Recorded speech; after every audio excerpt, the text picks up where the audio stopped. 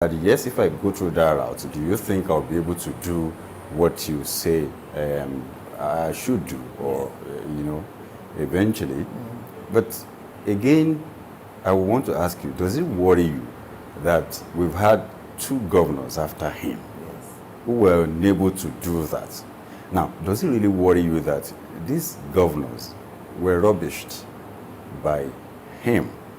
And whatever structure you call it, and they were able to lift a finger thereafter. These are people that I know very well, strong-willed guys, okay? Does it worry you that, look, how come a governor would build a bridge up until 85%, and somebody came and completed it with 15%, and all of them packed themselves under that bridge while commissioning it, and they were abusing the guy that built it up to 85%, and he was unable to utter a word. You understand? So that worries me.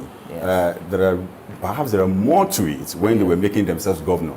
I don't want to be part of that. So when that thought came, I said, no. You don't want to sign any funny contracts you can't defend. Exactly. I don't want to be that, because like I keep saying, I sit down and ask myself, why would somebody somewhere in the name of anything speak ill of you or try to rubbish what you stood for, what you have achieved, and you were not saying anything?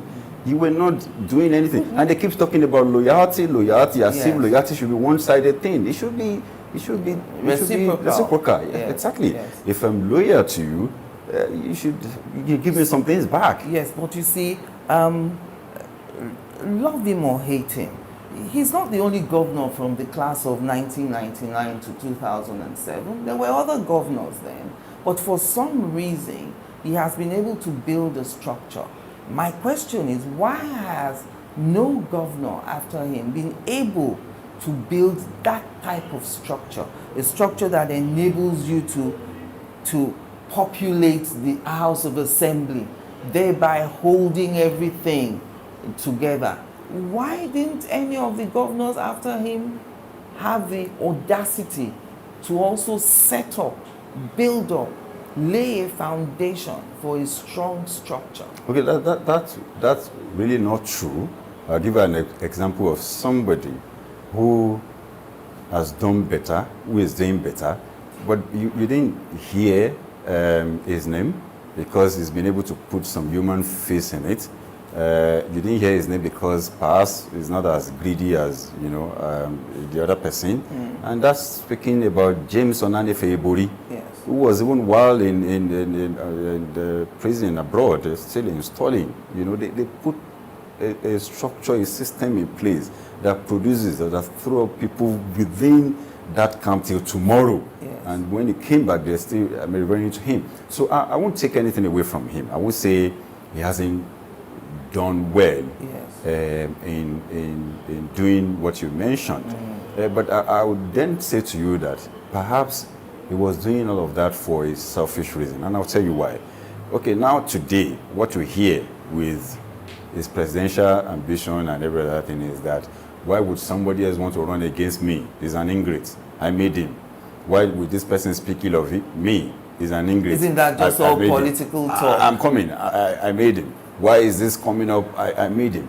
And you see, you then go back to the reason upon which he was making those people, just for them to serve his purpose as we speak.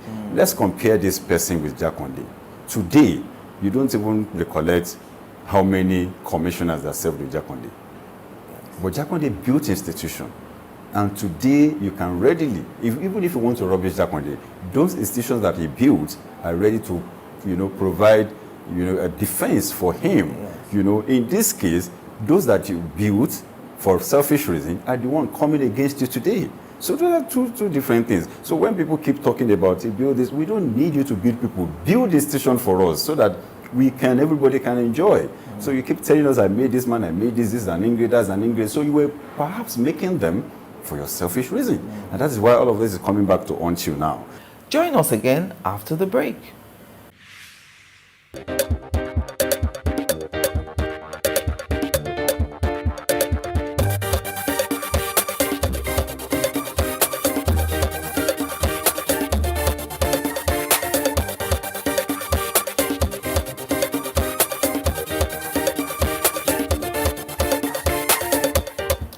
Welcome back.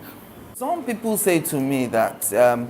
Adediran had a better chance of being governor under the APC than under the PDP. That's not true, and I will tell you why it is not true. You see, and that is what we don't want to do. What we have done by moving to PDP is to subject our aspiration, to the wishes of generality of Lagosians, as against subjecting it to the mood of an individual in APC. In APC, we would have been at the mercy of somebody who wants to remain governor of Lagos State forever, who decides who picked the ticket. Yes.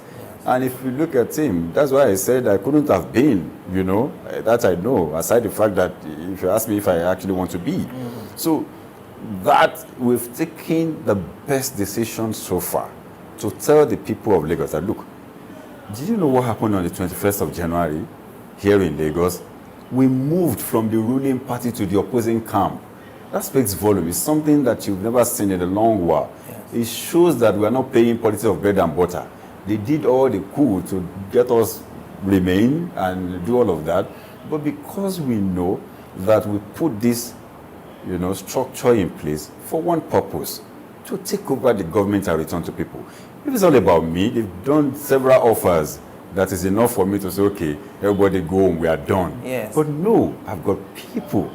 I've got people. And I was thinking about the possibility that you got many offers. I know that politically, in politics, an incumbent always gets the right of first refusal. Mm-hmm. So when you started in the APC with the Lagos for Lagos movement, I thought, well, except for sure that this current governor, Sanwo-Olu, isn't going to get a second term from the party, perhaps you jump the gun in coming for governorship at this time. Perhaps if Sanwo-Olu is allowed to do his second term, then you would be in a good place to get the governorship ticket of the APC, because what I'm reading from the Lagos APC is that they wanted you, they liked you. The only problem was the issue of a ticket in 2023.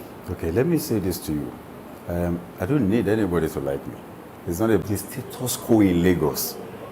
And we can't do that aside from having an executive power. So we know we have a destination. The destination is put a stop to this nonsense we call governance in Lagos. And the only way we can do that is to take up the executive power. And we didn't just come and be asking, give it to us. No, yes. We mobilized our people.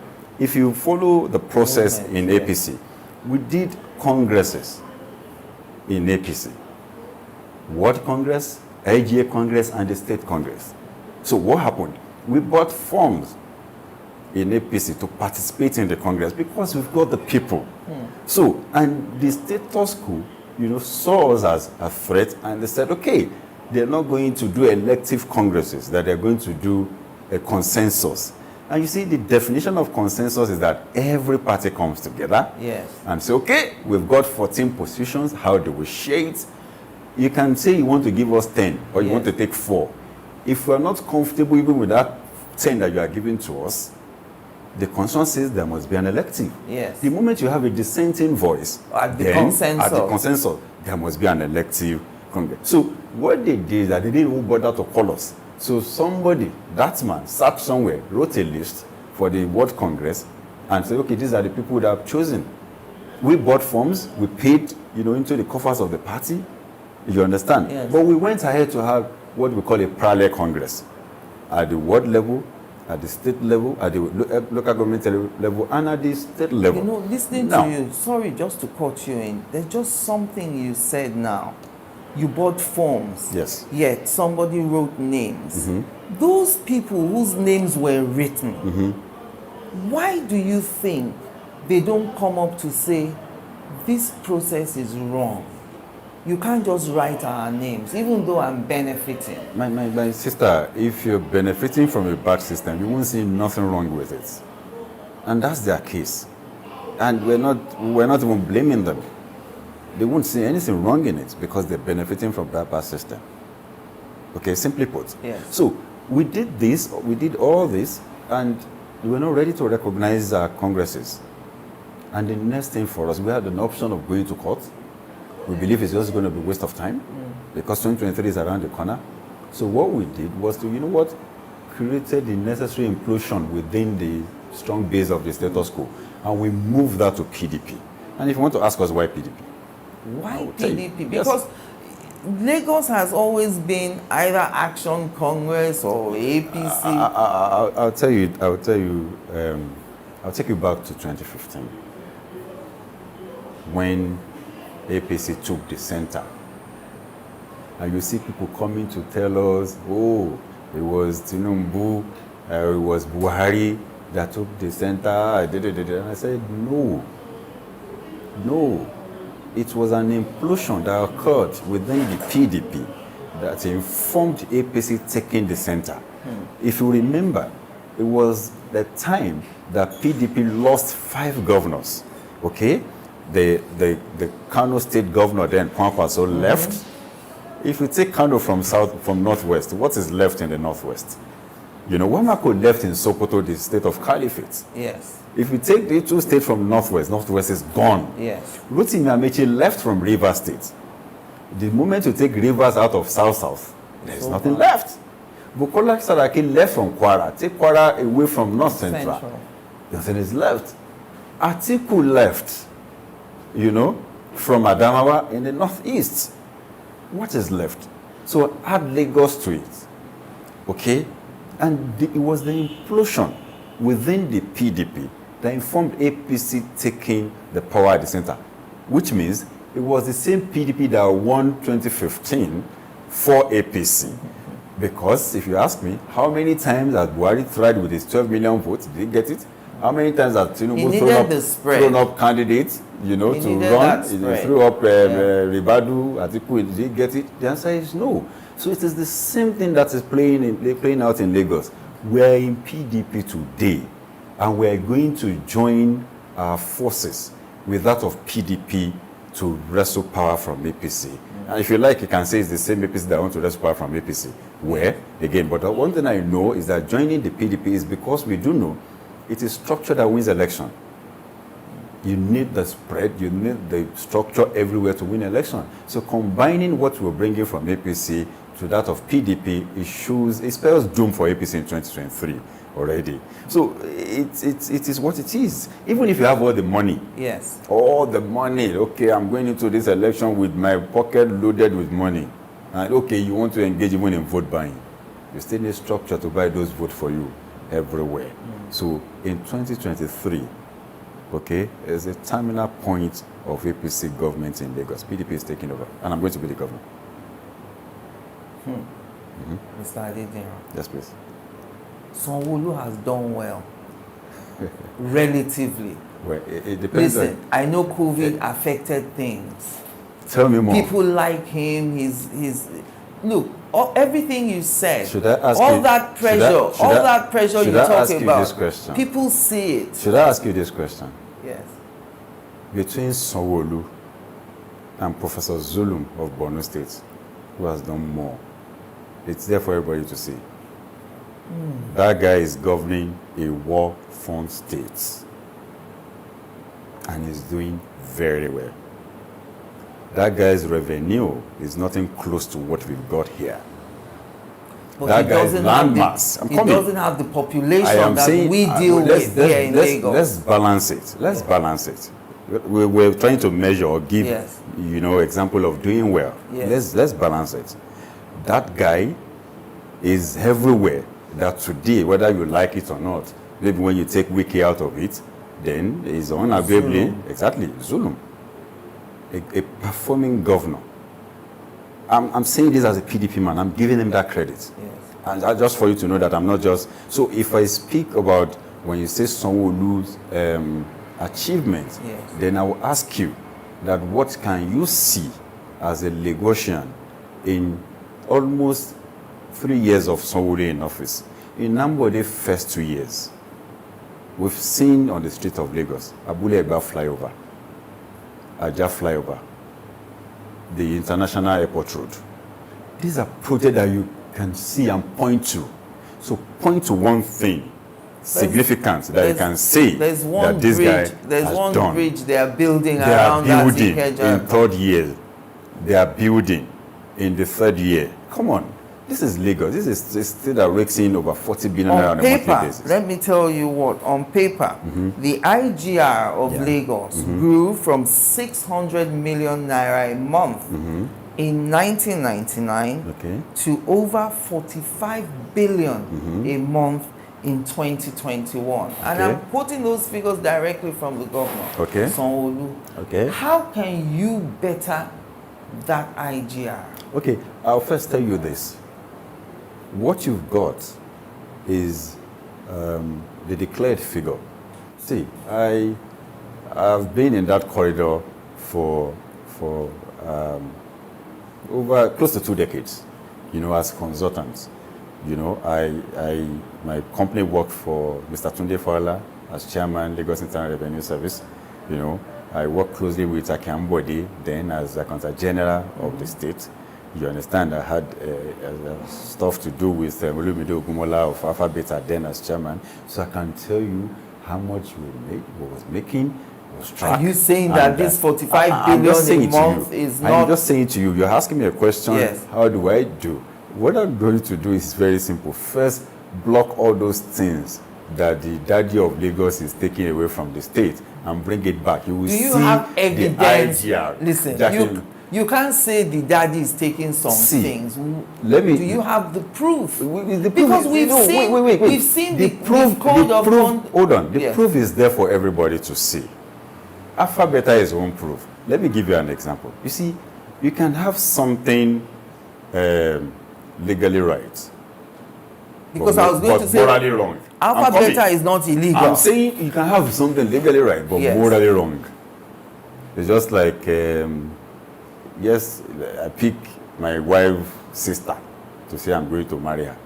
And I take her to, well, it's right legally, but is it right morally? These are the things that define leadership, or who you want to call a leader. You understand? So this whole thing, if you take that out and bring it back into this revenue that you're talking about, that is one bit you've done. Secondly, you see, we give Lagos money to the guys you found on the road in the name of NURTW. What do you see them do with the money? They go to parties and all of those things. This is a revenue that should go to local government level, that should come to the state. Why are we giving those people money? Because there are tools in our hands.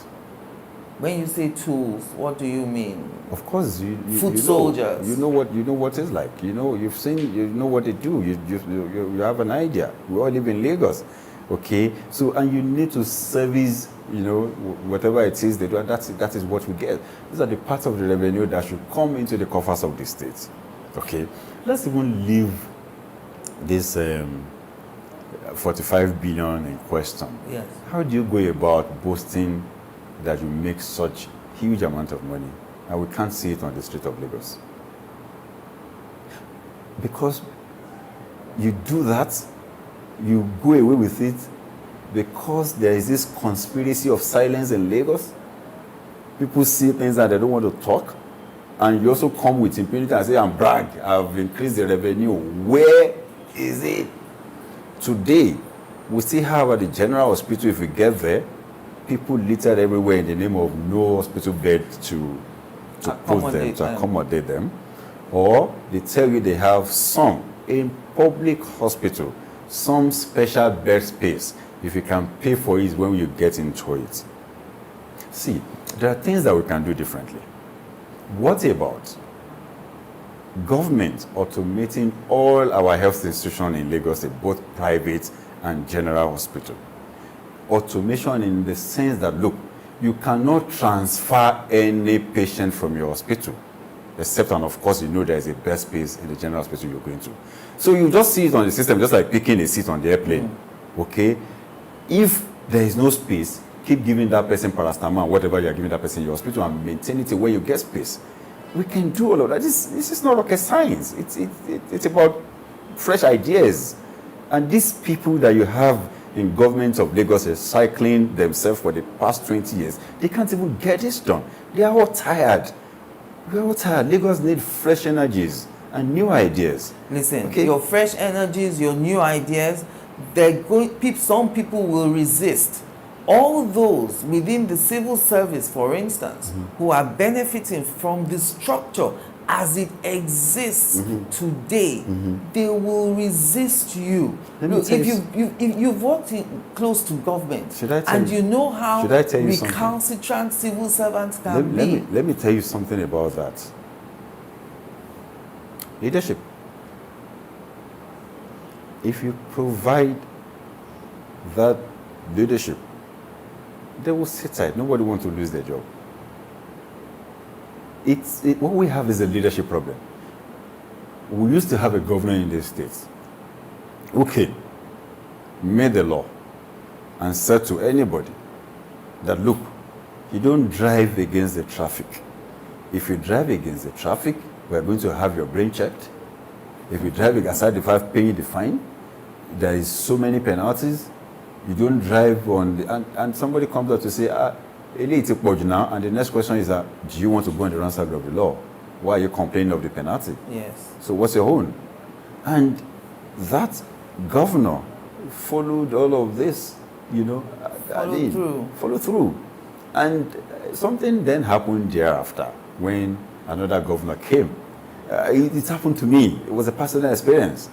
There was chaos in Lagos at that time. Law and order, broke down, and everybody was just doing what they liked. My driver drove me through the BRT lane. I was doing something on my phone, and I looked up and I saw that my driver was already on the BRT lane. And I was like, Toby, what is this?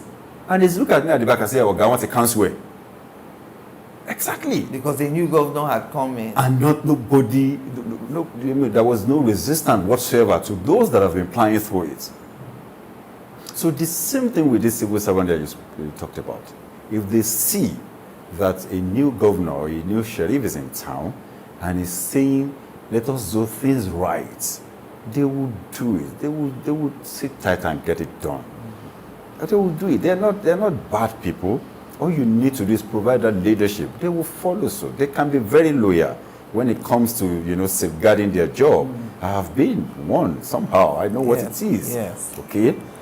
So you've spoken of, realizing this ambition now within the PDP. Is everyone happy in the PDP that you moved there? And I'm asking you because, of course, before you moved there are already some people gearing up for 2023. I assume someone like Adedo Sumu is still interested in the race. Wale Gomez is still interested in the race. I don't know if Jimmy Agbaje is still going to run. So you're coming in to meet people who also want to be governor. And they're saying, I want to quote somebody now, Tokunbo Pierce, who says, we need to manage the coming of Jandor better than they managed Jimmy Agbaje. And he's worried that the national leadership is promising you a ticket.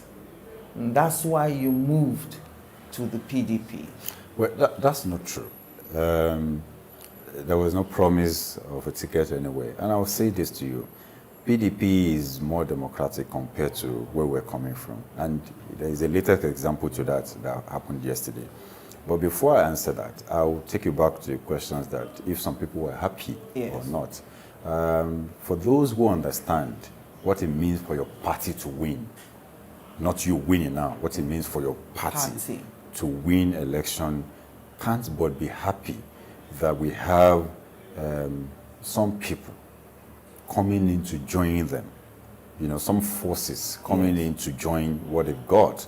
That's for those who are happy. But for those who are selfish, which is all about themselves or their ambition, they can't but, express your concern, really, because it's all about them. Yes. And I've said it over and over again that we are coming, yes, of course, we're coming with ambition, but again, we're ready to subject ourselves to fair contest. To the process. To the process. If we get a ticket, we're going to run. If we don't get a ticket, we'll support whoever gets the ticket. But the most important thing for all of us as a party is to be able to identify all our aspirants and see which one of them can truly win the general election for us as a result of perhaps the amount of work he has done or the level of acceptability and some of the things that you need to put into consideration so that we can win as a party. Okay, and I say to you that PDP is a more democratic party. Just yesterday, they had the state congress yesterday, and this has been playing out for the past few days, where some are saying they are going to do harmonization, they are going to be consensus, and they sat down. All the leaders sat down. They drew up lists for consensus. Yes. They tried everything they could do, and the moment they produced what they call a unity list, and you see, the umpire, which is the governor of Bayelsa State, you know, who understand what it is, the position of the law, then took the list to the hall where they're supposed to have the Congress and asked people and said, look, the leaders of the parties sat together and they have produced a unity list. And I want to ask you, are we going out there? Are you on board with it or no? And they said, no.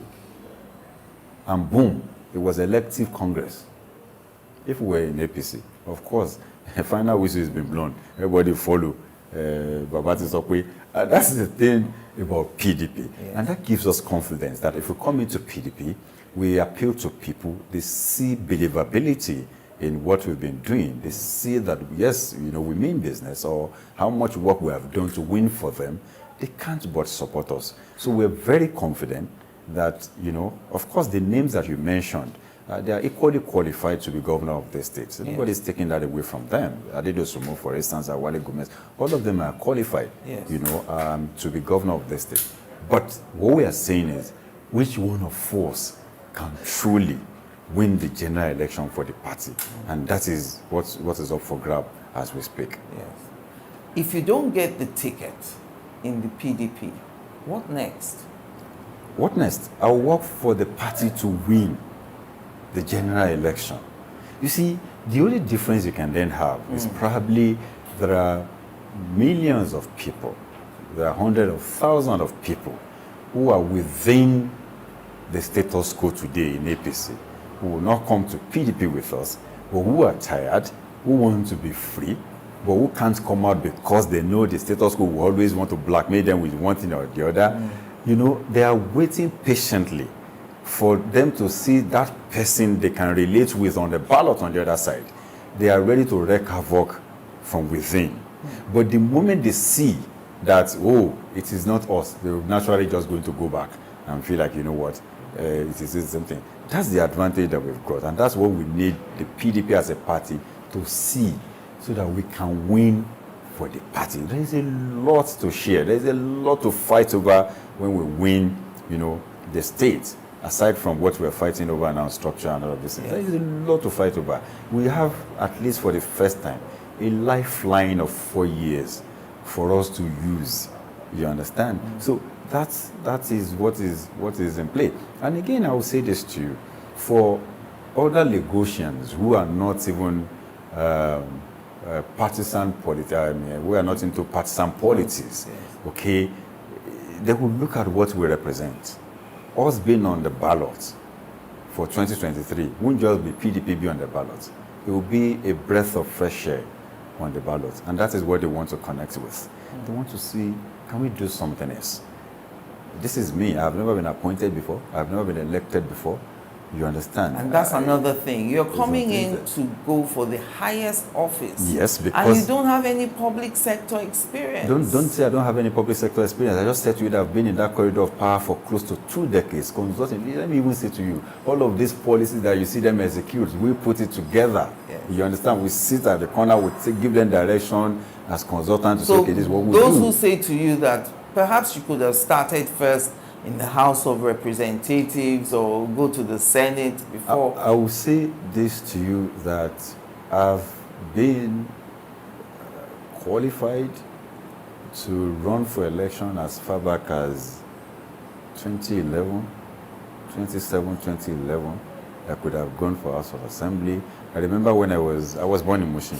When I was giving back to my community in Mushin in 2009, 2010, we had the first lady who came to commission some water project for me. Yes. The guy who was in House of Assembly then ran to Alausa to meet the chief of staff because he knew we were close and said, boy, you tell this boy I just had one time. So that and the guy said I was not even interested in doing this.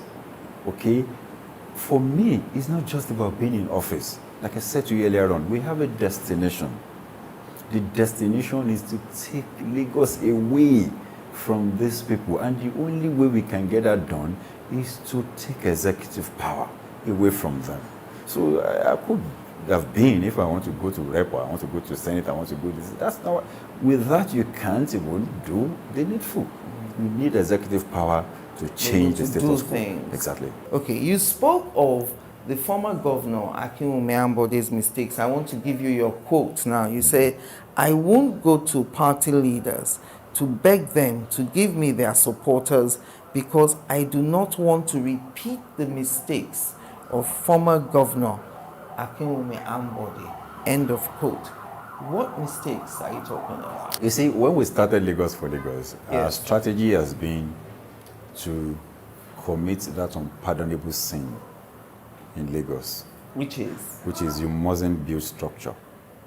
You mustn't be your own man. You mustn't be your own man. They are leaders, okay? But because we know they are always receiving a paycheck from the paymaster. Yes. So, I mean, they will always do the bidding of that paymaster. So for us, we decided to hit the streets. You look for ourselves, go after the followers, open their eyes to some things. Why can't they build a structure? Because you say if you remove the national leader of APC's structure from any elected officer in Lagos, that is the end of the political career of such a person. Absolutely. It is as bad as that in a sophisticated state. So I'm asking, whose fault is it? You see, when some people talked about Ambode and said, and Tinubu stood by Ambode, it was the party, the members that said they didn't want to say it's a lie. It was the member, that's the way he designed Ambode to turn out. That's from the day way one. The structure is designed. Designed from day one. See, I'm giving you this office. Don't talk to anybody. Face the job. Let me play the politics. That's always been the instruction. Don't listen to them. When they do so, and the guy took that hook, line, and sinker. Wholeheartedly. That's like, and he pursued it. And when it's time for the man who asked him not to do that, to stand by him, they stripped him. So all those people came for him. So it was able to justify. You know something? Fashola turned out to Superman because he had opportunity of a second coming. So going forward, he had no control whatsoever of what Fashola can turn out to be in the future. He saw that. So it would be suicidal or death penalty for you to have your two Fasholas like that. Perhaps that was what informed all those things that you see.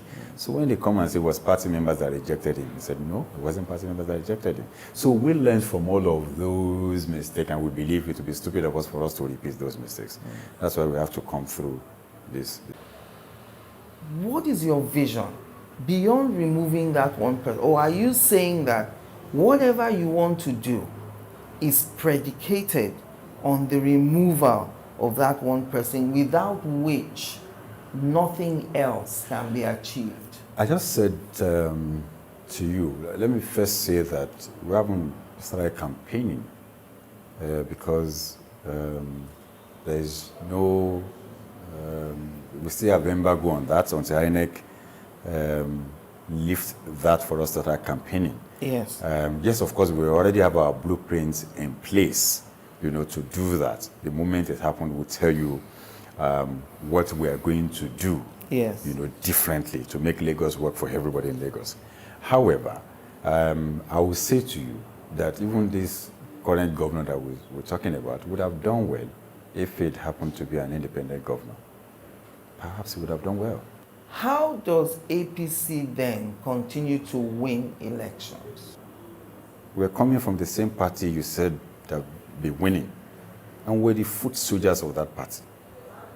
And we're taking our services away from that party, taking it to where you think they've been losing the election. And if you win in PDP, a body judge is not going to be a dictator over you. See, all those big names who came to your hands when you defected to PDP, did you see those people who came? PDP is not like APC. PDP is a democratic party. So it is not like that party. We looked at it before crossing to PDP. They say in governorship elections anywhere in Nigeria, you need your own thugs. Okay. Do you? We don't have thugs, but we have foot soldiers, supporters who are ready to put up a defense for anything anybody is bringing. You congratulated the president on his signing the Electoral Act, but you also said that it is the death sentence for the APC. He signed the death warrant of APC. Why do you say that? Because in a state like Lagos, where the moment election is done, and everybody's seeing that a particular candidate has won in the polling unit, and by the time they get to collation center, things will change overnight, or thugs will go attack the collation center, and all of that. There's no collation center for any thug to attack anymore in Lagos. So as they are transmitting the results, all of us are seeing it. In real time. We can collate in our room and know who actually won the election before then. So Buhari did well by signing the death warrant of APC, especially in Lagos, with that electoral bill. And talking about Section 84, subsection 12 of that Electoral Act Amendment Bill, barring ministers, commissioners, and all political appointees from voting and being voted for at party conventions and primaries, I couldn't help thinking that perhaps if you had remained in the APC, that amendment would have favored you. Absolutely. Yes, we know. Because you then see a sitting governor, all he needs to do is to recruit over 1 million SEs or SSEs and call them delegates at the end of the day. That gives him leverage over any other person that is coming. That is coming to challenge him. I think that provision, if you ask me, it's in order. It brings about level playing field, really. And so all that thing that people put people in positions, give people appointments. Now we know why they do those things. So you have all of those ones, and automatically they are delegates. They go into election and vote for their preferred candidate. All right, so tell Lagosians what you want to do for them as the candidate of the People's Democratic Party on March 11. I believe after the primary election that we merge the candidates of PDP, God's will. And again, like we've been saying, we are ready to birth a Lagos that will truly work for everybody living in Lagos. I can give you one-on-one reasons why we think that Lagos is not working or what we can even do differently. Like I said, it's not time to start speaking about policies now, speaking about what we're doing differently. But again, all of us know what it is in Lagos. Lagos is wealthy, but unfortunately, that is only on paper. We can't see that wealth on the street of Lagos. And this is what we want to do with our Project 2023. Take that wealth off one man's pocket, put it to work for people of Lagos State. I wish you all the best. Abdulaziz Olajide Adediran has been my guest today on 60 Minutes with Angela.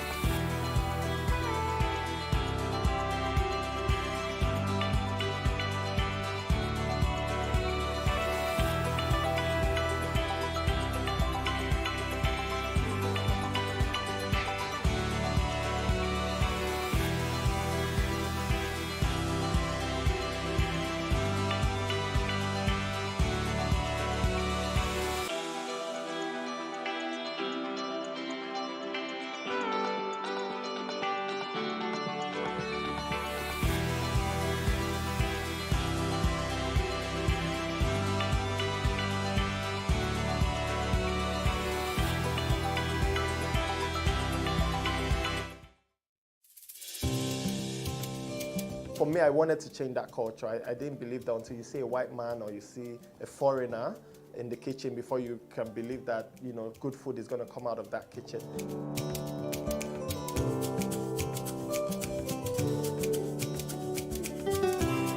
You can leverage on each other's spaces and, you know, sell. We believe in Nigeria, right? We believe that Nigeria can get better. We, the youth, are the ones that can make it better. And my products are proudly made in Nigeria.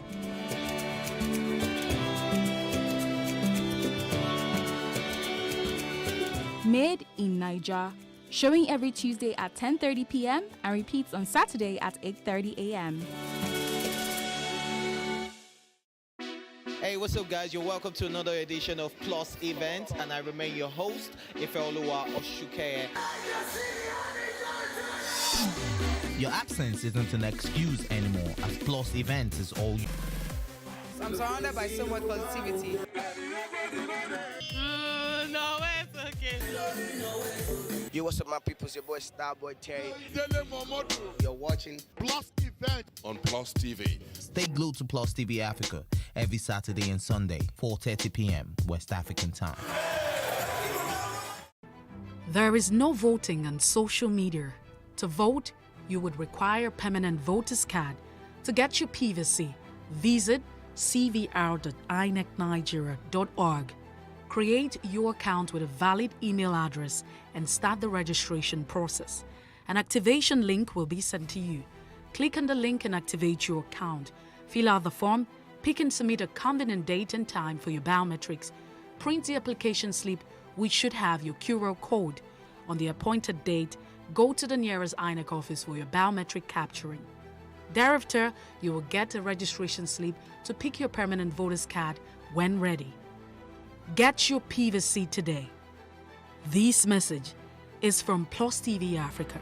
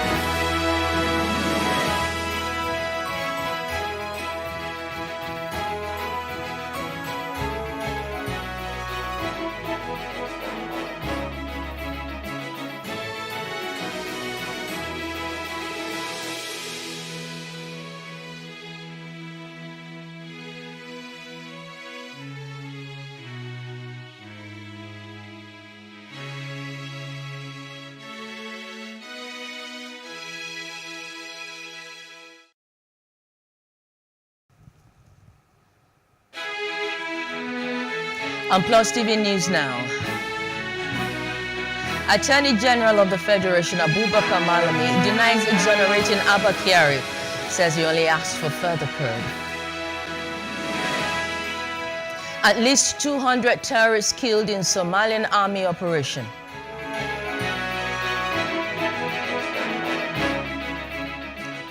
Russia says it attacked Ukraine training facility, killed up to 180.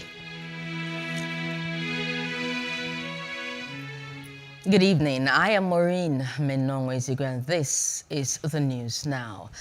Nigeria's Attorney General and Minister of Justice Abubakar Malami has denied exonerating a suspended police officer, Abba Kyari. The AGF made the clarification on Sunday through spokesman Umar Gwandu. The minister noted that there appears to be a misunderstanding regarding the issue. He said the case was in progress and that his office only requested further probe in relation to some aspects of the investigation. Malami maintained that no conclusion has been reached in the direction of the absence of evidence relating to the first report. The Academic Staff Union of Universities, ASU, has called a National Executive Council meeting for Sunday at its National Secretariat at the University of Abuja main campus to evaluate the response of the federal government to its demands. The union is expected to use the NEC meeting to decide whether to declare an indefinite strike after the end of its one-month warning strike declared on February 14th at the University of Lagos or not. ASU President Professor Emmanuel Oshodeke confirmed the meeting but refused to give details. Despite a series of meetings with the federal government team led by Minister of Labor and Employment, Senator Chris Ngige, there had been no breakthrough in negotiations. Professor Oshodeke had said what the government had offered during those meetings were mere promises which ASU members are not convinced about. Meanwhile, ASU has said the User Acceptance Test, that's the UAT, and Vulnerability Assessment and Penetration Test, the VAPT, on the University Transparency and Accountability Solution, UTAS, was still ongoing. Past Hungary at 8:50 p.m. via Absman Air. Returnees will get $100 transport fare from the federal government of Nigeria.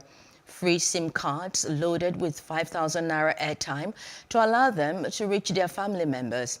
NITCOM had earlier on Saturday announced that 300 evacuees will be arriving in the country at about 5:30, but the returnees eventually arrived by 8:50. Reasons for the delay were not stated by the Commission. Many Nigerians and other nationals have fled Ukraine into nearby countries since Russia launched a full-scale war on its neighbor on February 24th. The Nigerian government approved the release of $8.5 million for the immediate evacuation of at least 5,000, instrumental in changing the nation's narrative. Fayemi, who spoke at the symposium, said nation building is a continuous process and asked youth to take up the challenge by picking interest in leadership positions. The PDP has described President Muhammadu Buhari and the All Progressive Congress regime as a perfect example of arrogance and failure. On Saturday, the president took a swipe at the PDP, saying the platform failed both as ruling and opposition party. Warning against intra-party crisis, Buhari asked the APC members to look at the once powerful main opposition PDP, now enfeebled and adrift, and learn lessons in disunity, mismanagement and corruption. But reacting to the statement credited to Buhari on Sunday, arrogant political party and government in the history of Nigeria. State House of Assembly is working on a bill that will mandate all job seekers, applicants for political appointments, and students seeking admission into any tertiary institutions of learning to undergo a mandatory drug test, which was sponsored by the former Speaker of the House, Honorable Kabiru Mijin Yawa, which seeks to control the adverse effect of drugs and other illicit substance abuse on society, and also for legislative backing to strengthen the fight against drug abuse. The report. Adamawa is one of the states in the northeast that is confronted with drug abuse cases by its teeming youths, and the State House of Assembly is working round the clock to checkmate such cases. Speaking at the opening of the public hearing on the draft legislation, the Deputy Speaker of the State Assembly, Makondo Pwanwankeno, said the bill passed into law will make it mandatory for drug tests to be conducted for all job seekers, applicants for political appointment, and students seeking admission into any tertiary institutions of learning in Adamawa State. The problem is not only limited to our schools. What is happening in our government institutions is better imagined than real. Drugs and illicit substance abuse has become a fashion amongst public and civil servants. The bill is therefore a deliberate effort by the sponsor and the honorable members to curtail the trend by nipping the problem input through legislation. Others gathering are persons and agents of the state in the front lines of the anti-drug campaign to consider the piece of legislature, who are of the view that if the bill is passed into law, it would be a game changer in the anti-drug campaign. We believe maybe by enacting this law, we'll reduce some crime in our society. Robbery, kidnapping, roaming about, school dropout and all that, it will reduce to our own understanding. the control of drugs is paramount. It's very important. The chances of them to be leaders tomorrow is blinking.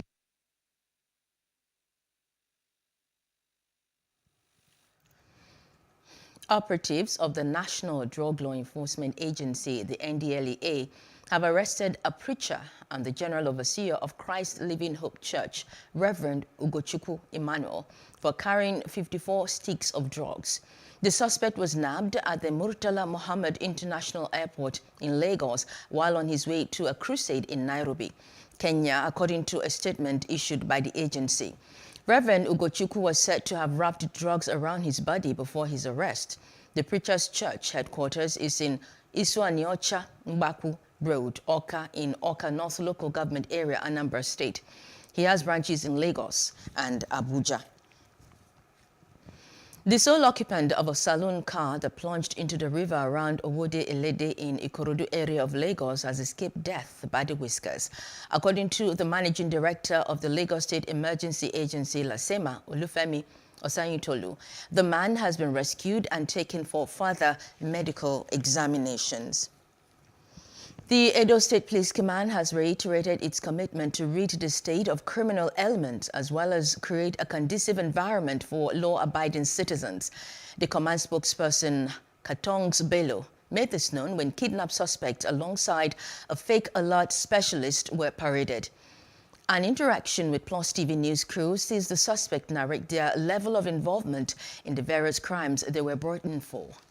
I was shocked when one Mr. Patrick Ivienagbo called me. He said I should come because that Patrick, I should bring my hand. They now handcuffed me. They now took me to J2 Division. When we get there, that is where they do kidnapping and they plan the kidnapping with me. On the 5th, I meet with them. All of us gather call from Auchi, me, him, and Chief Ivienagbo. We dey in the hotel when we talk, when I present the matter for the table where we dey. Choose matter, say mo go, see what he choose do, or say mo go carry am. On the 27th of February, I could go down my guy's store, you know, they around for Ring Road. Then I call him for phone, me come, say I want buy phone. So when he come, I go to him say I want buy 12 Pro Max UK use and the SS Max UK use. He could calculate and the 12 Pro Max could be 450, while the SS Max could be 250. Both could be 700. So inside there, so now I got to do a fake transfer for him. The acting commissioner of police, Edo State, DCP Mila Gajere Tawa, is assuring the general public that the police will not relent in its effort of protecting life and property, and it will ensure that all good and law-abiding indigents sleep with their two eyes closed, and also assure that criminals, if they did not repent from their criminal ways, be assured that the command is ready to arrest anyone that is involved in criminality. The people of Ikorodu community heaved a sigh of unity to Ikorodu notorious for crimes. Our correspondent Paul George reports that the event was well attended. Stakeholders in the community put together the Ikorodu Division Peace Initiative Limited, IDPIL. The move is inspired. Odofin Adeumi Ogunsoya, a senior advocate of Nigeria, is the chairman of IDPIL. In his opening speech, he says there has been no other option than to find a means to curb the incessant criminal activities in Ikorodu. He speaks alongside the executive secretary of the initiative. It is high time security was seen as a collective responsibility of all stakeholders and hence should not be left for the government alone. I'm glad and proud to state that Ikorodu Division has blazed the trail, being the first among the 5 divisions of Lagos State to embark on this well-structured community-sponsored security arrangement. Ikorodu scenario in terms of criminalities has been very, very unpalatable. And we cannot continue, and no government and no kingship will allow his kingdom to turn into a den of robbers, to turn into a den of kidnappers. And that is why we come up with IDIPISG to look into these issues and, provide solutions to them. On his part, the chairman of the occasion hints of continuous support in order to get rid of the criminals in Ikorodu. The initiative is so very important. Secure the environment. After securing the environment, then try to grow the environment and prosper the environment. That will make a contribution to this cause and to continue to support this cause. The Anyogbore of Ikorodu, Kabiru Shotobi, will rather speak in Yoruba language to drive his message down to indigenes of Ikorodu. Lọ́wọ́ orí adé gbogbo orí adé tó wà níbí báyìí lénìí ipe nǹkan tí a jọ ṣe àṣọrò ẹ̀ ní Council of Obas and Chiefs Ikorodu Division ó materialize lénìí. Eléyìí tó wà fún ní iṣẹ́ ìlú kò wà fún iṣẹ́ ajagunbalẹ̀. Wọ́n gbalẹ̀ mi, wọ́n dúró lórí ilẹ̀ mi, kò wà fún yẹn rárá.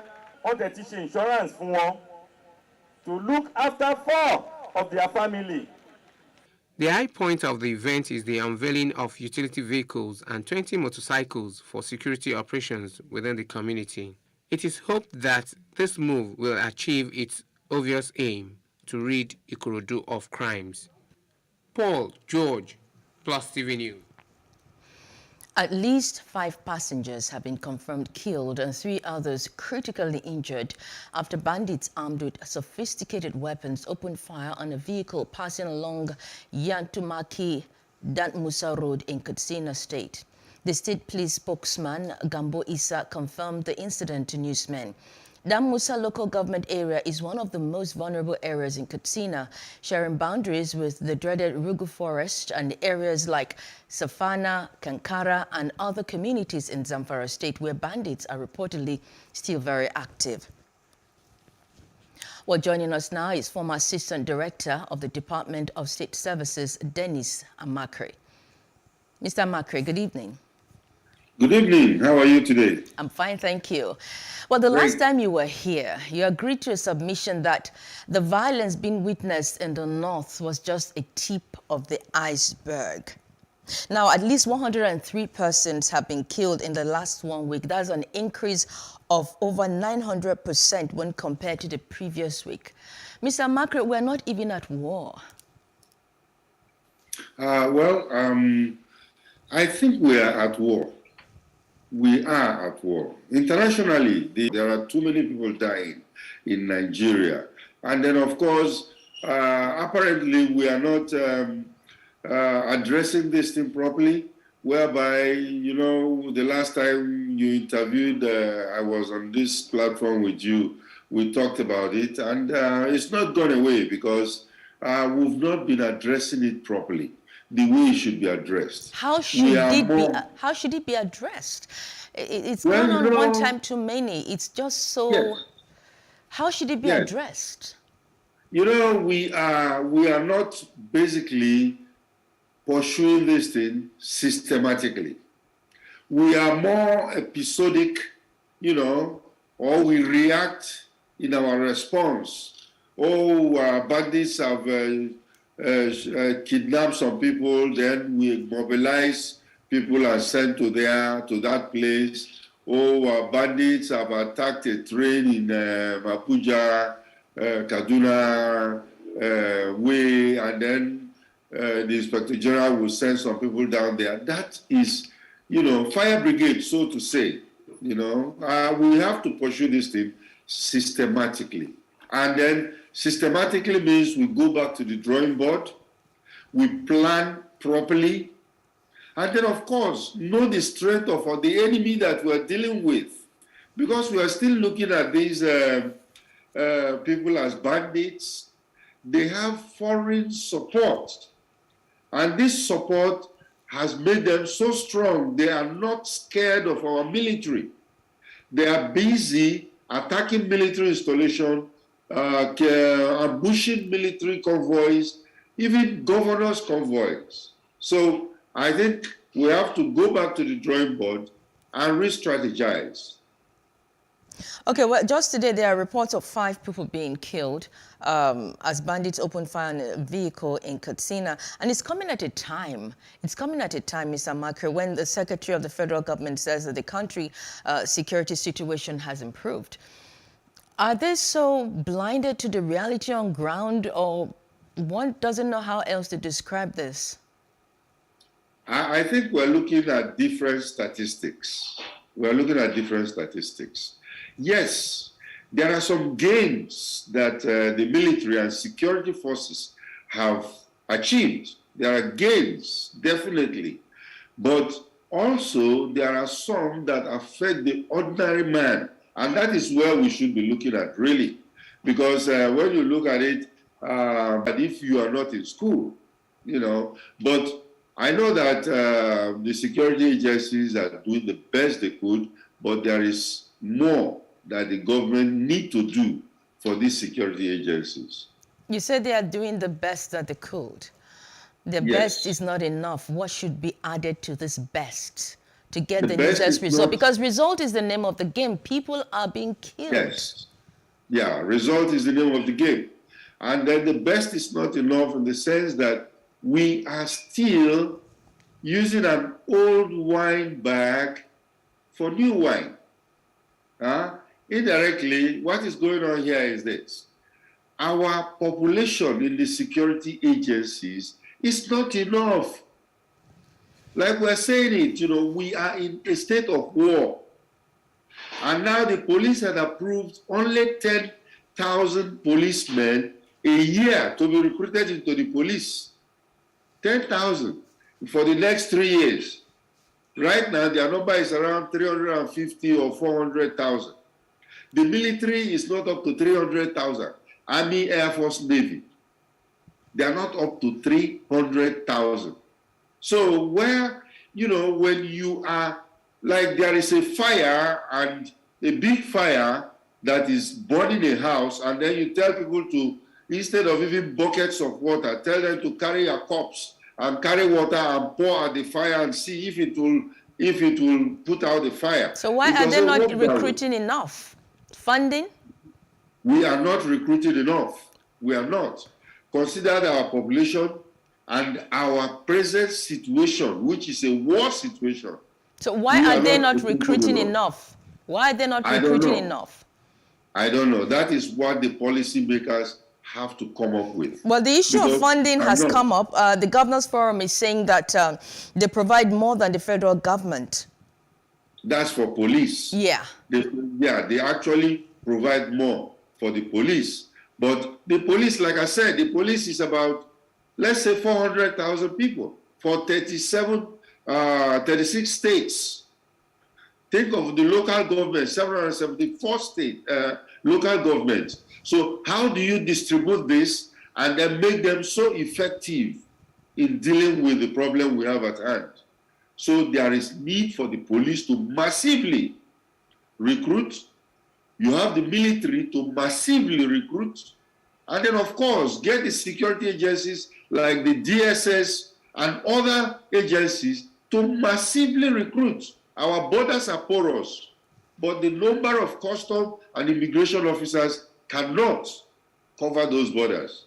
So we know where the problem is, and we need to attack it frontally. Will there ever be light at this ever dark tunnel in this country? Definitely there will be light at the end of the tunnel. I'm very optimistic. We just need to do the right thing. And then, of course, we will overcome this. We overcome a civil war. So why can't we overcome a banditry that is been disturbing us? So let's keep hope alive, you say. Mr. Dennis Amakre, thank you so much for your time. Mr. Dennis Amakre is former Assistant Director of the Department of State Services. Thank you. The Armed Forces Retirement Center, Oshodi, Lagos, has held a Thanksgiving service to mark the commencement of the passing out ceremony of retiring military personnel. The retirees, comprising those from the Nigerian Army, Navy, and Air Force, underwent a 6-month training on capacity building and skill empowerment to equip themselves with vocational skills that would enhance meaningful post-service life. Briefing journalists at the end of the Jumat prayer, Commandant Nigeria Air Force Resettlement Center, Oshodi, Air Vice Marshal Idigamso Lubo, said the essence of the prayer was to appreciate God for seeing the trainees through the 6-month training period. Well, every man must prepare for life after retirement, and that's why NAFRIC is here. I believe that the center is well poised to give people the required skill within the ranks and officers cadre. We have different courses offered here. Let them opt to come here so that they are well ready to face the world as we join our civilian counterparts. The Socio-Economic Rights and Accountability Project, SERAP, has sued President Muhammadu Buhari over the failure to review and rescind his reported approval for security agencies to access people's personal details via NIN SIM linkage without due process of law. It asked the court for an order to set aside the approval, saying it amounted to violations of the citizens' rights. According to the suit filed last Friday at the Federal High Court in Lagos, SERAP asked the court to determine whether the approval for security agencies to access people's personal details via the National Identification Number NIN without due process was consistent with the principles of legality, necessity, and proportionality. No date has been fixed for the hearing. The Ondo State government has promised to open up more communities for socio-economic development through provision of accessible roads. The Commissioner for Infrastructure, Lands and Housing, Raimi Aminu, said this when he led his team on an inspection tour of some strategic road project in Ondo Central Senatorial District. The first phase of the 1.7 put in more effort to ensure speedy completion. We are happy with the quality of work done and the level of completion. We can boldly say that this contractor, she's very, very knowledgeable and she's intelligent. That's why she's making very good use of this climate weather. Because in a few weeks to come, or a few months to come, we'll be entering a rainy season. So by then, the job might not be as fast as this. But the major obstacle that can delay the project, she has nearly achieved all. From there, the team moved to the construction site of the 2.4-kilometer Okeodu-Ikpensa Road, which has reached an advanced stage. The major culvert is being put in place to beat the rainy season in order to deliver the work on schedule. I thank the state government for this job for us. And after the completion of the roads, it will boost the economics of the road, of the town. And this is the only route. If there's any problem between the express road, this is the alternative route to Akure. There is need for a regular eye test in order to detect and treat glaucoma before it enters the danger zone. These were words from experts as the world marks Glaucoma Week. Plus TV News health correspondent Ngozika Ohechisi has more in this report.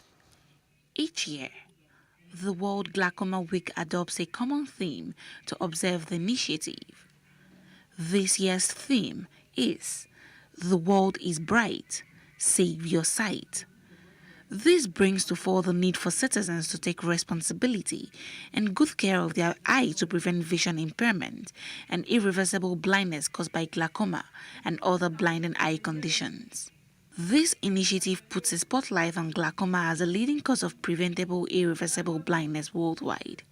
However, so many people are unaware they have the disease or may not have access to much-needed care. This is Bethesda Home for the Blind. Some visually impaired students tell us the story of how the silent thief stole their sight away. Meet Nathaniel Ndukwe, a 200-level visually impaired student of the University of Lagos, who wasn't born blind. We started, let's say, about 10 years ago, when I was working with Julius Berger Nigeria PLC as a subcontractor. So that is when I started noticing the slight change on my sight. So just like that, I started going from one... Early 20s. I used to pay people to take me out. I do the advice, before you take me out, people demand money from me. They will ask me for money. I'll pay you. But sometimes I don't have that money to pay them. That's why I feel that embarrassment and everything. So now challenge on the road and everything.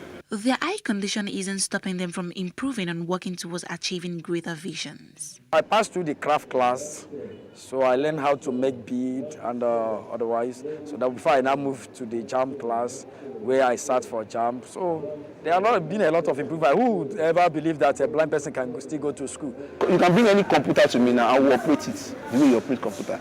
There's no phone. I can tell you that. Even myself now, I can challenge you now. Let's make it a phone. There's nothing you can do on phone I cannot do.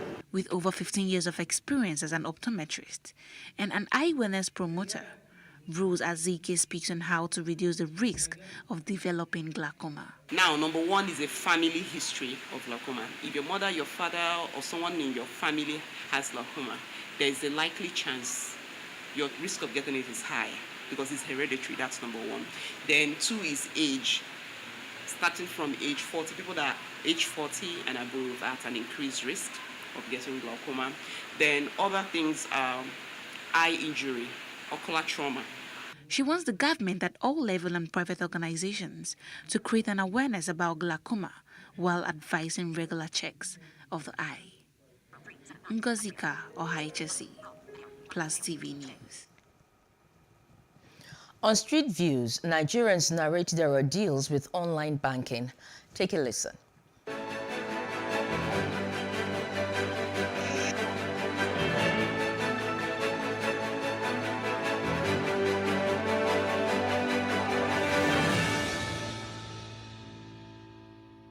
I had a few days delay in one transaction and another I had about 2 weeks, but other than that, it's been smooth for me. I like it because it's easy. I don't have to carry money around. I'm not endangered. When I do business, it's easy for me to quickly make payments and get things done. So for me, internet banking is okay. As long as they keep the security up with it in terms of their software, ensuring that the customer is covered, because it's not just about the bank, it's also about the customer. More experience what I have for those banking is that all this banking, they are using it to scam people, so understand. That's what I don't like. Even myself, there's one of my guy that told me about all this bank, all this social bank, understand. So I do this for that. I did this thing. What I mean is that I want government to take care of these things. Depends on where you're banking and who you're banking with. For our own country, I feel it's real, but there are a lot of scam alerts out there, which you need to be very careful of. I've not been defrauded or had any bad experiences, probably because I'm a very cautious person. And I always think twice before I take a step. I only internet bank with the banks I have accounts with and all. Most times, those ones that defraud always has something enticing with it, right? So you always has something that will entice you. That'll be like, okay, probably you will get an extra amount of money from banking with them or something. So if you're going to do such, you just have it at the back of your mind that you're taking a risk. I haven't experienced the buy side of it before, but the deduction is what I would say. The consistent deduction. I don't think it's the good side of banking.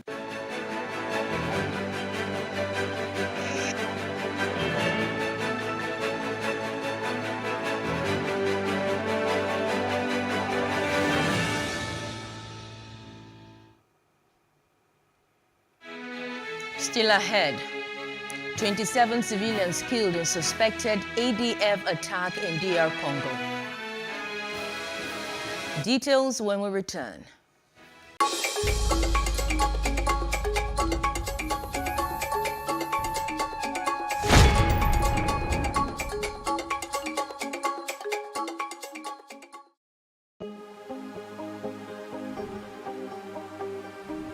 This is it for upcoming artists to blow in Nigeria.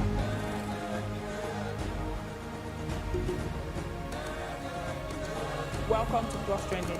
I am Bookie November, your host, saying thank you for joining us on today's episode. Welcome back. It's tea time on PlusTvAfrica. Practice makes perfect. I'm not perfect yet, but I'm a lot better than I used to be. He's a king. He's entitled to marry 100 if he wants to.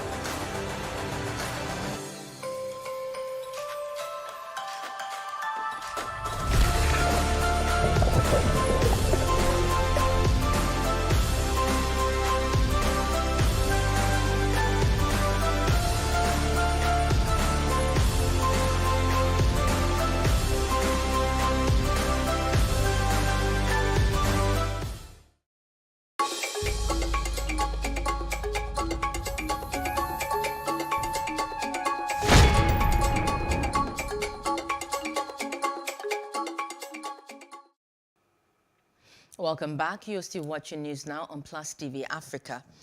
Somalian sources have reported that the country's army has launched a military operation on its borders and managed to kill at least 200 of Al-Shabaab terrorists. Somalian army also managed to thwart several terrorist explosions. The country has stepped up security operations against Al-Shabaab in the central and southern regions. However, the terrorist group still controls large swathes of rural areas where they ambushed military forces. Al-Shabaab is an armed terrorist group affiliated with Al-Qaeda and has carried out many terrorist operations that have killed hundreds of people in Africa. At least 27 civilians have been killed in the latest attack attributed to the Allied Democratic Forces, the ADF fighters, in the Eastern Democratic Republic of Congo. According to the head of the Mamov civil society group, Kainos Katuho, the attack took place overnight Friday in the Mahov locality, Benai territory on the boundary between North Kivu and Ituri provinces. 10 bodies were taken to the morgue of the General Hospital of Oicha, while others were yet to be recovered from the site. Uganda and the Democratic Republic of Congo forces are carrying out military operations to flush out the ADF, who have been attacking and killing civilians for more than 2 decades. Migrant aid agency Caminando Frontiers says at least 44 migrants, including women and infants, have drowned this week off Morocco's coast as they tried to reach Spain, while the rest were still missing. Helena Melano, who works for the aid agency, tweeted that the bodies were among 61 migrants who boarded a boat heading for Spain's Canary Islands, around 100 kilometers away from Tafaya. The North African Kingdom of Morocco is a key transit point taken by migrants hoping for better lives on European shores. According to the Spanish Interior Ministry, more than 40,000 migrants arrived in the country by sea in 2021. The death toll from a cyclone that struck Mozambique this week has climbed to 12 after devastating wind and rain lashed the southern African country. Cyclone Gombe has affected more than 30,000 people, injuring 40 and destroying more than 3,000 homes since making landfall on Friday. Powerful winds reaching 170 kilometers per hour and torrential rainfall hit the northern Nampula province by the Indian Ocean and neighboring Zambezia province particularly hard. In the port city of Nekala, houses were teetering on the edge of cliffs facing the ocean and walls had collapsed. Most thatched roofs were damaged and another made of sheet metal lay on the ground after the wind swept away the bricks, while uprooted trees also littered the ground.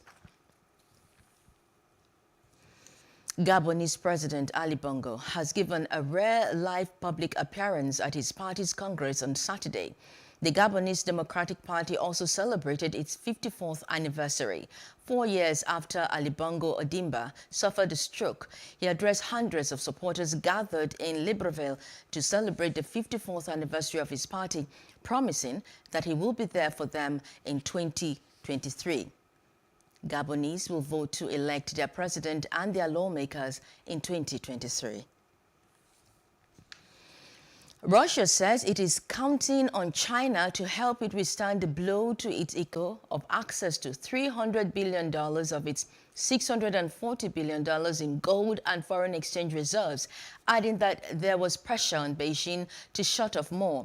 Western countries have imposed unprecedented TV interview marked the clearest statement yet from Moscow that it will seek help from China to cushion the impact. But U.S. National Security Advisor Jake Sullivan said Washington was warning China not to provide it. Russia says it has attacked the Yavoriv training facility in western Ukraine. It says the strike killed up to 180 foreign mercenaries and destroyed a large amount of weapons supplied by outside nations. Defense Ministry spokesperson Igor Konashenkov told a briefing that Russia would continue its attacks against what he called foreign mercenaries. Ukrainian Regional Governor Maxim Kozytsky said 35 people were killed and 134 wounded in the attack. Konashenkov said Russia had used high-precision long-range weapons to strike Yerevo and a separate facility in the village of Starichi. And still staying with the Russian war, Russian and Ukrainian officials have given their most upbeat assessment yet of progress in their talks on the war in Ukraine, suggesting there could be positive results within days. Separately, U.S. Deputy Secretary of State Wendy Sherman said Russia was showing signs of willingness to engage in substantive negotiations about ending a conflict in which thousands have died. More than 2.5 million people have fled. Ukraine said it is willing to negotiate but not to surrender or accept any ultimatums. Neither side indicated what the scope of any agreement might be. Their public comments were issued almost at the same time. They came on day 18 of the war, which began when Russian forces invaded Ukraine on February 24th in what the Kremlin terms a special military operation. Ukrainian President Volodymyr Zelensky has visited wounded soldiers being treated in a military hospital. Some of the soldiers in the video were said to have been wounded in Irpin, the two cities where fierce fighting against Russian troops took place. Earlier, Russian missiles hit a large Ukrainian base near the border with NATO member Poland on Sunday, killing 35 people and wounding 134 in an escalation of the war to the west of the country in intense fighting, which was reported elsewhere. Ukraine also reported renewed airstrikes on an airport in the west, heavy shelling on Chernihiv, northeast of the capital, and attacks on the southern town of Mykolaiv, where officials said 9 people had been killed. And Pope Francis has issued his toughest condemnation yet of the war in Ukraine, saying the unacceptable armed aggression must stop. Speaking to thousands of people in St. Peter's Square for his Sunday blessing, Francis also said the bombing of hospitals and other civilian targets was barbaric and with no valid strategic reason. Officials say a dozen ballistic missiles launched from outside Iraq have struck the country's northern Kurdish regional capital, Erbil. A U.S. official said the attack was launched from Iran, but did not provide further information. There was no immediate claim of responsibility. A U.S. State Department spokesperson called it an outrageous attack and said no American was hurt and there was no damage to the government facilities in Erbil. Up next, FG quietly removes petrol and electricity subsidy in phases. Well, that's in business news after this short break.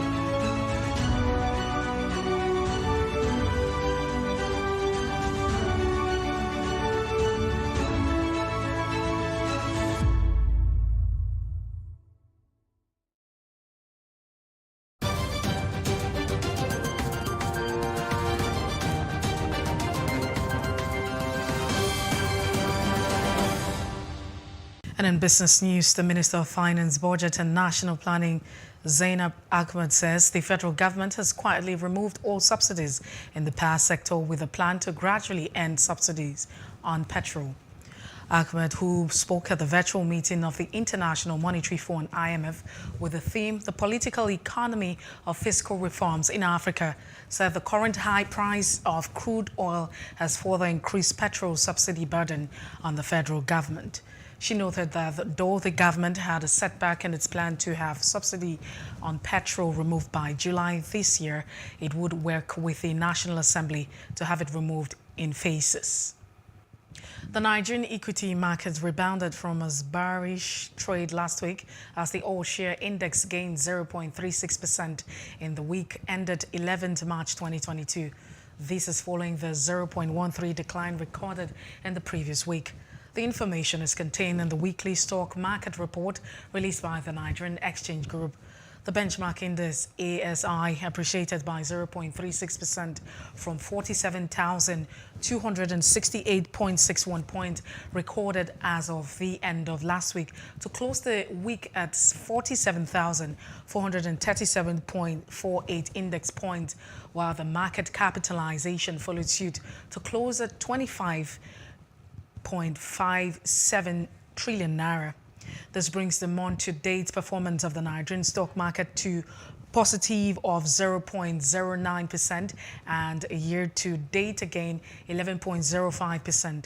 A total of 2.78 trillion naira shares valued at 23.86 billion naira were traded during the week across 22,970 deals on the floor of the exchange. The International Monetary Fund estimates that the number of Nigerians lacking food security increased from about 2.5 million as of December 2019 to about 4.5 million as of September 2021.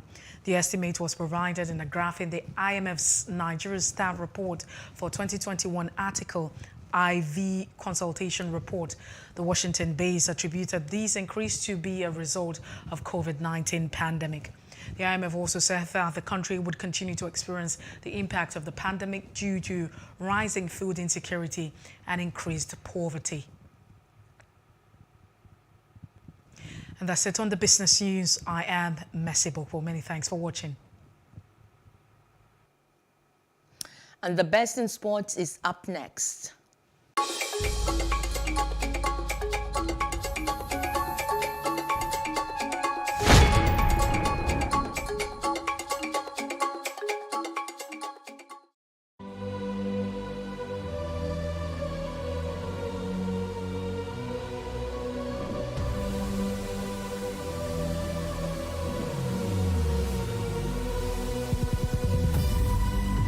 What we do not understand, we will stigmatize.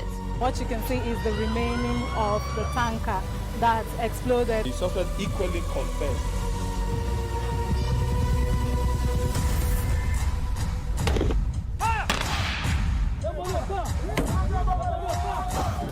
A 500 naira they collect am. If you no talk, dem go beat you. Na 2,500 they pay.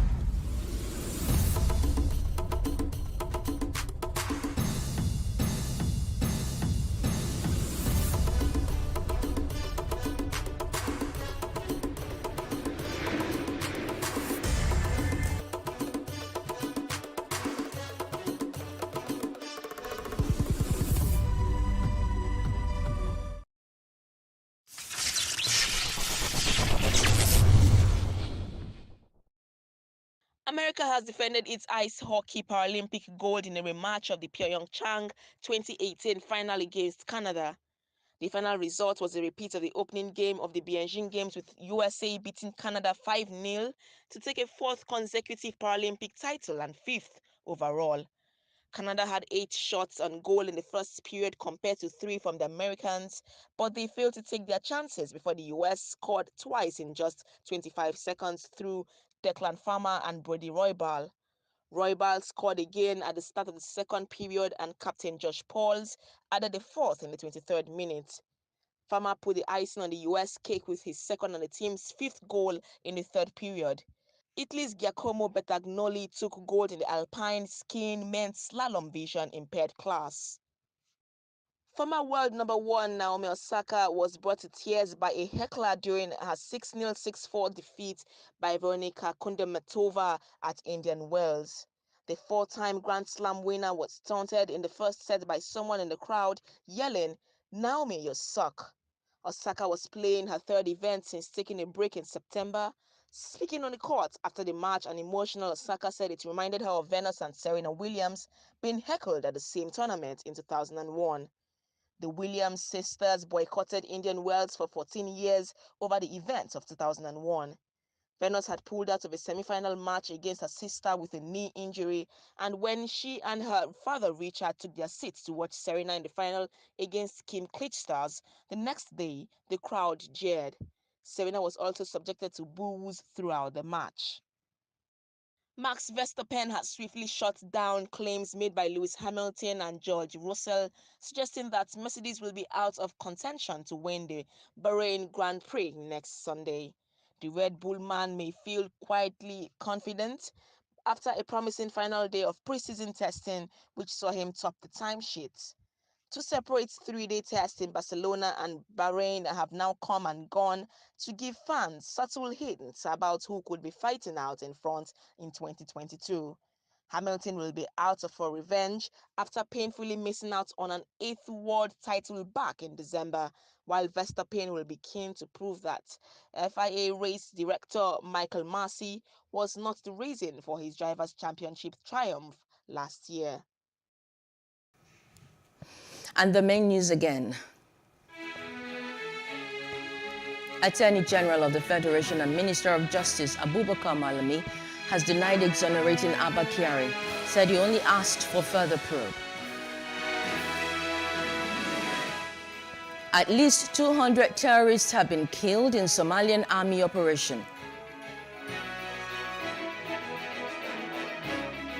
And Russia said it has attacked Ukraine training facility, killing up to 180. And that's the news now. For more stories, please follow us at PlusTvAfrica on Facebook, Twitter, and Instagram. And do subscribe to our YouTube channel at PlusTvAfrica and PlusTvAfrica Lifestyle. I am Maureen Menong-Ezigwe. Thanks for watching.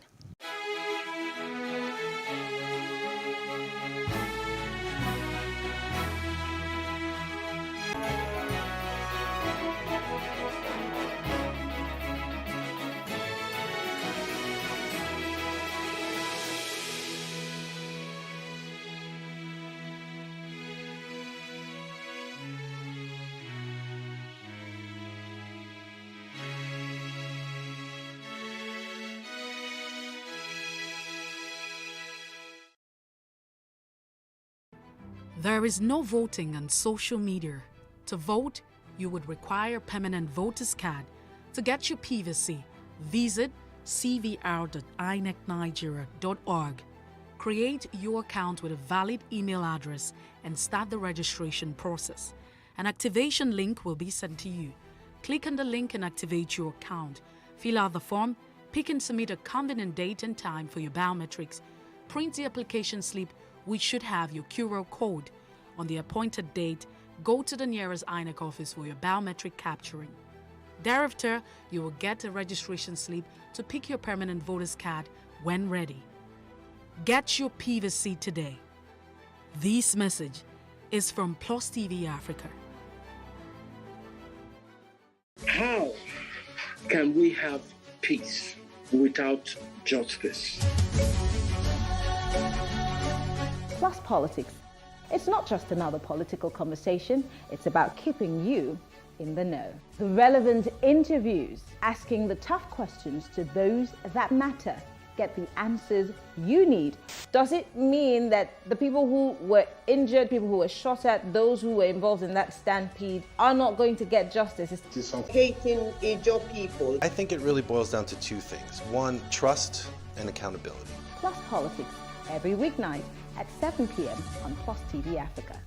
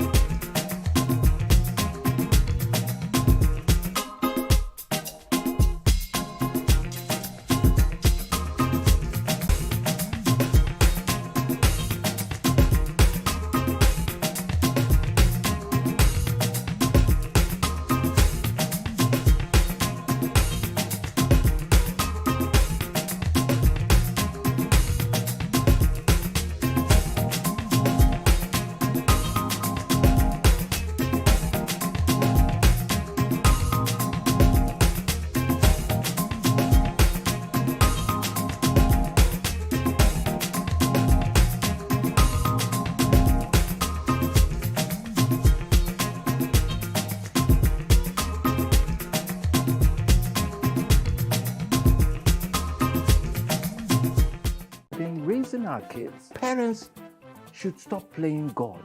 The internet is actually using the people. But when you are looking for money to help other people, then it becomes easy. Don't rush into marriage. I always say this. You rush in, you rush out. Family is the bedrock of every society and the essence of life. On Today with John and Helen, we dig deep into family values in every sense of the word. Join us every Saturday at 9:15 a.m. on PlusTvAfrica, DSTV channel 408. With you, we play a part in strengthening the values passed from generation to generation.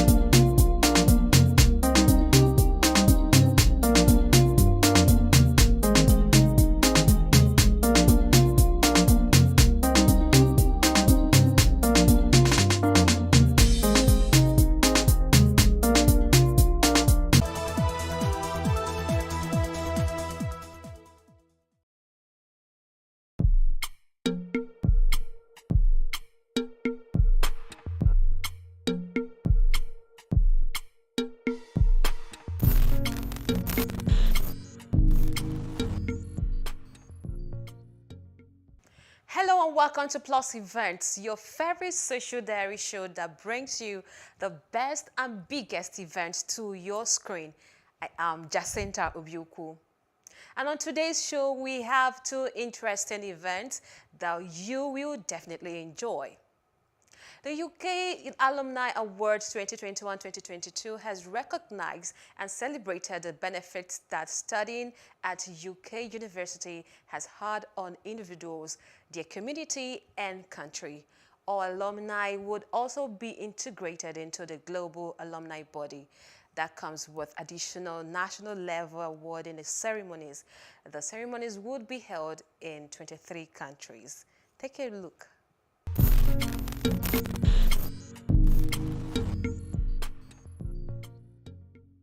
It was an evening of celebration of the achievements of outstanding international alumni who have studied at the UK universities in the past 15 years.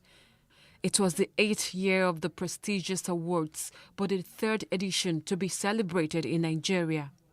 These are the 12 finalists in Nigeria out of 1,500 applications received from alumni in more than 100 countries. That's representing alumni from around 80% of all UK higher education institutions.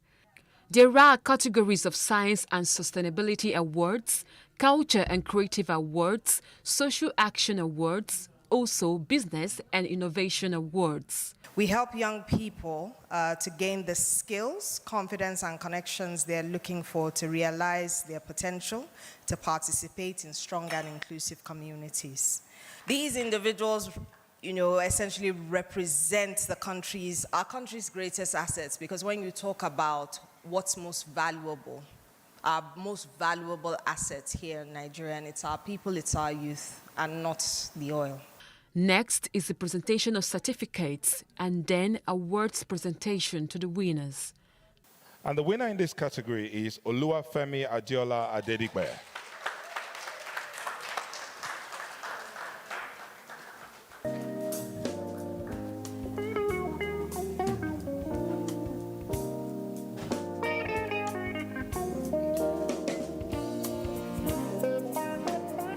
Please put your hands together for him.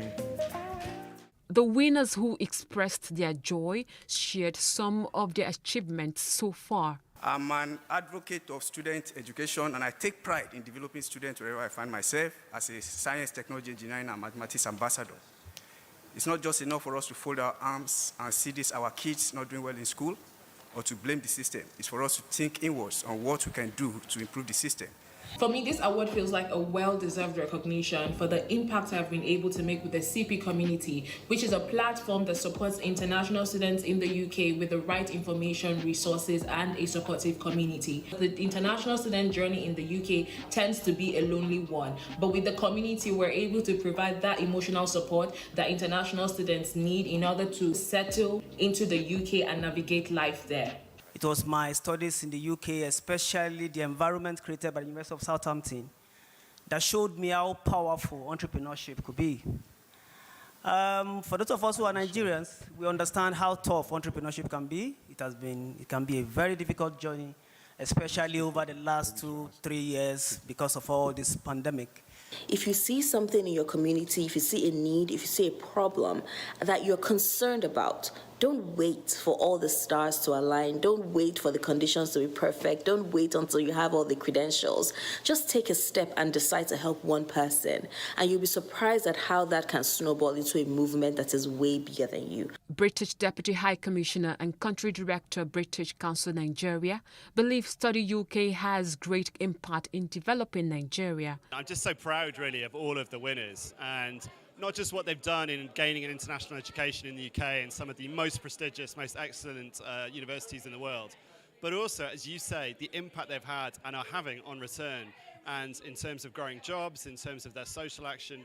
And really, I think they're not just impressive people, they're influencing so many other people to follow in their path and to become, excellent citizens of Nigeria, but also have that excellent education. So I'm really proud of them, really pleased, and it's a great way to celebrate them.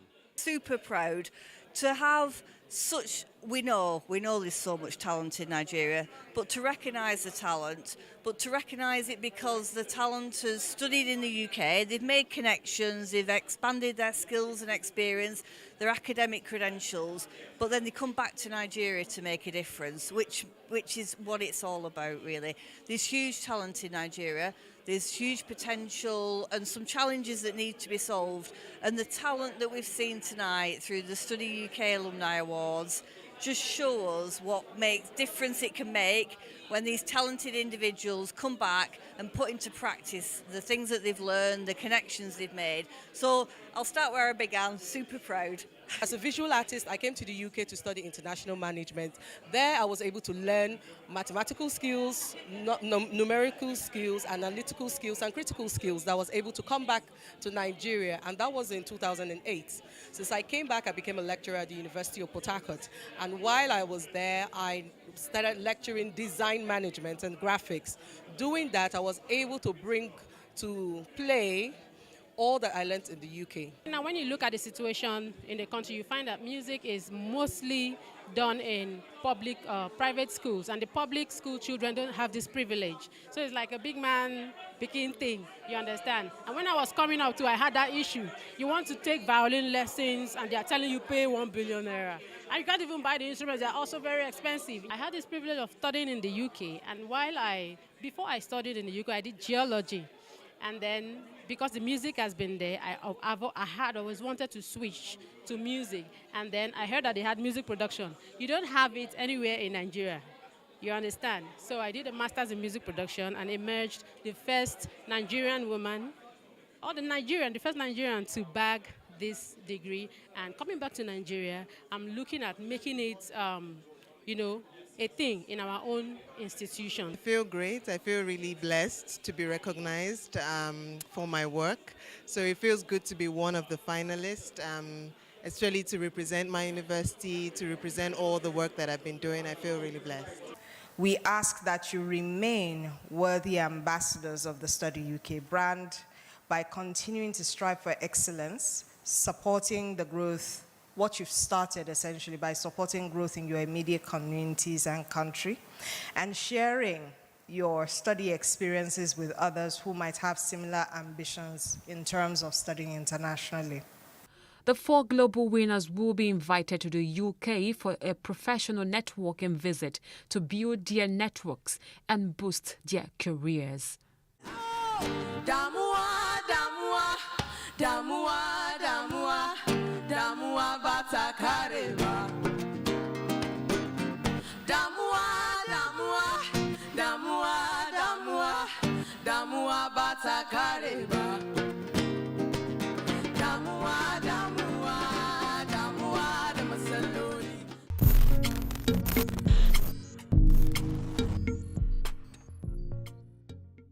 Well, I'm sure you enjoyed that. So our next interesting event is where the Federal Government Girls College, Abuloma Old Girls Association Lagos chapter organized a 3 days on the road from Abuloma conference to help the women create a workable structure that will attain success, as it's important for women to learn about money, how to make it, keep it, and invest it.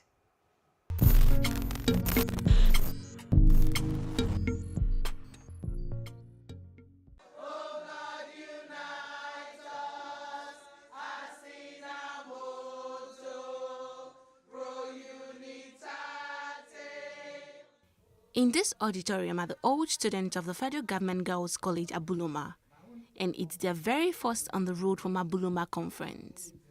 This maiden edition is focused on the financial literacy, with the aim to enable women design a game plan towards protecting their financial future. The theme for this conference is Finding Our Balance, Building a Structure for Sustainable Wealth as Women. The bank of the future. Please jam your hands together. During the keynote address by a founding partner, Ms. Boma Alabi, she addressed the old students and encouraged them to take the first step as long as you know what and where you're going to. As we build a structure for sustainable wealth for ourselves, we have to build to go beyond ourselves and impact our world.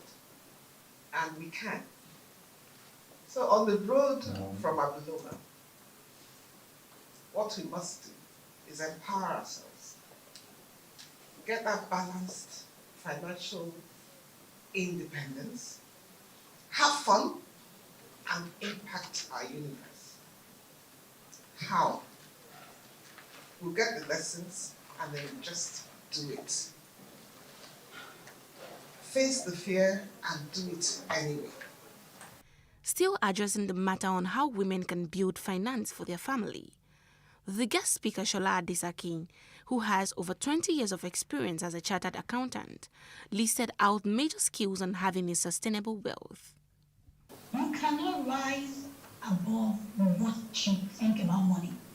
You know why a lot of people feel exasperated by money issues? Mindset. You see money as something that is, hey, I cannot be rich. Money is only a representation of value. Value ideally should magnetize money. So the first thing, again, as I talk about financial literacy, is limiting beliefs. Those conditioning that you have had about money, those thoughts, those silly thoughts going on in your mind about how only colored people can have money, only educated people can have money. No, you can have money, and it starts from your mindset. I will recommend a book. I love the book so much.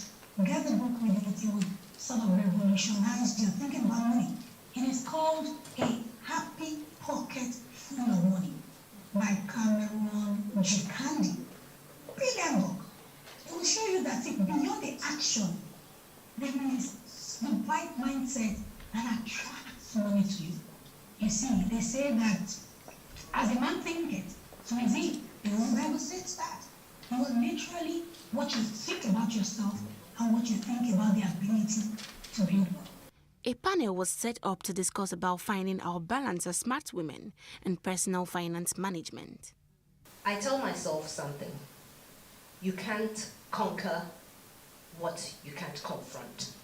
So it's about understanding me. What are my limits? What can I actually do? And when I ask myself, what can I do? and how can I do it? I understand the obstacles that I can challenge. I also understand the obstacles that I have to walk around. So there's some that, head on, I face it, I fight. There's some that I'll just walk away. There's some maybe I just have to dig through it quietly. So having it all for me is dynamic. It changes from time to time. It's seasonal. So you can ask me, what's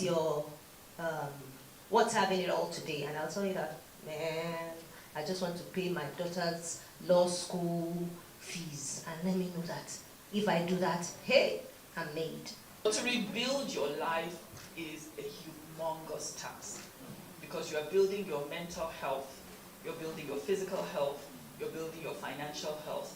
And this is a limiting thing for women. We have to be honest. We are still Africans. In the African setting, divorce is a stigma for women. There's a woman that we work with, her business, her turnover, annually on her own, without anybody's help, is 900 and something million naira annually. I'm like, do you realize how big this business is? She's not taking any debt from anybody. She's grown the business just with profit. This woman lacks the confidence to go and take debt. So I want to debunk this impression that is the illiterate, the unsuccessful woman that does not have confidence. It's not true. I would like to say this with all sense of responsibility. There's never a one-size-fits-all when it comes to financial management. The fact that my friend, who is not in a paid employment, is doing something and she's getting returns doesn't mean I, who is in a paid employment, can, do the same thing.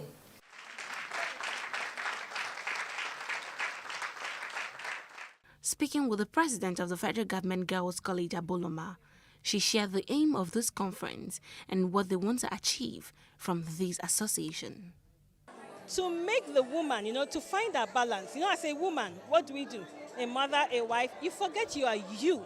You were you before any other thing. Do you understand? And we have this thing as when we feel guilty. When I'm growing in my career, have I neglected the family? Have I neglected the partner? But we want us to be comfortable in achieving everything, our balance. Okay, yes, I'm a mother. Yes, I'm a wife. But I'm also a business owner. I'm also financially, independent and all that. So that's what we sought to do.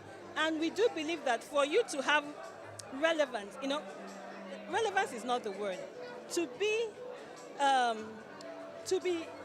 listened to be in the room, to take a seat, you've got to, first of all, have I won't say first of all, but you must be financially, independent, so that you can be in the room when things are happening.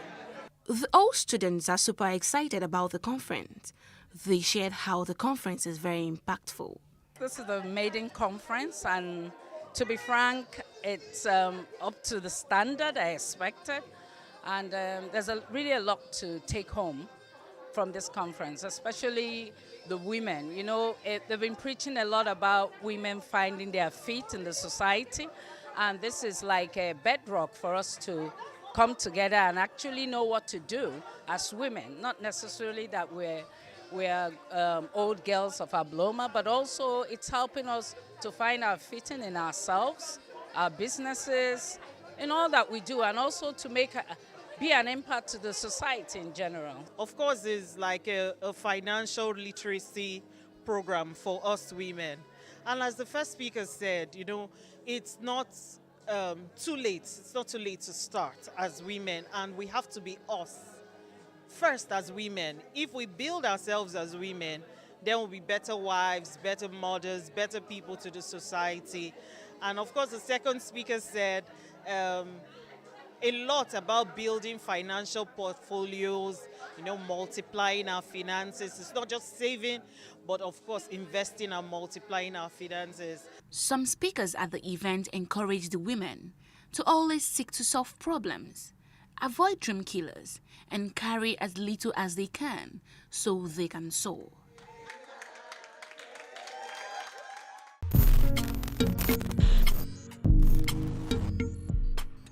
Well, that's a wrap for today. I hope you enjoyed the events on this episode of Plus Events.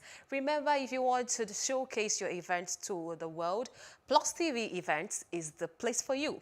Subscribe to our YouTube channel at PlusTvAfrica Lifestyle. I'm Jacinta Obiugu. Please stay safe.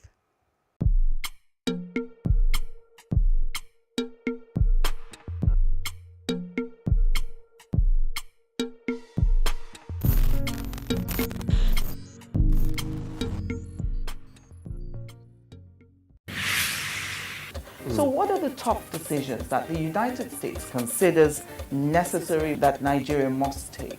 I like to think of my interactions as conversations, not interviews. And that's why I say asking questions is both an art and a science. Everyone says in Islam you are allowed to have 4 wives. Is it mandatory?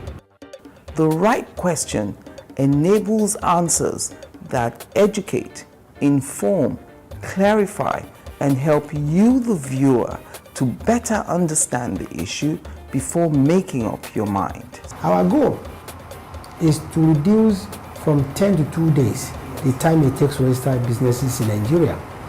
Join me every week on this station, Plus TV Africa, and gain exclusive access to my conversations. I'm Angela Ajetumobi. Businesses in Africa can be very challenging. In Nigeria, it is particularly intimidating, and successful builders have learned how to navigate a hostile environment to unlock opportunities. But one major challenge businesses face is how to filter through the noise and identify where their ideal customers exist. Get insight and practical steps from industry players and captains of industries. Hear success stories to help you make informed decisions as you scale your business in Nigeria. Watch Business Insights at this time on Plus TV Africa.